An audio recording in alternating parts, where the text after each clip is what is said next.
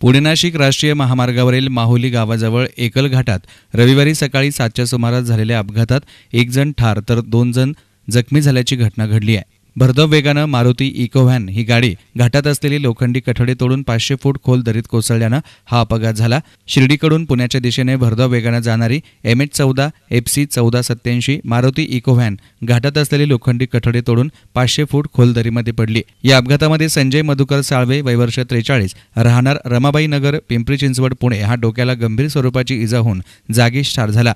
तर या इको व्हॅनमधील सयाजी बापू वाळुंज वय वर्ष 45 भोसरी पुणे, सचिन बाळू मोटे वय वर्ष 26 नेहरूनगर पिंपरी चिंचवड पुणे हे दोघेजण जखमी झालेत.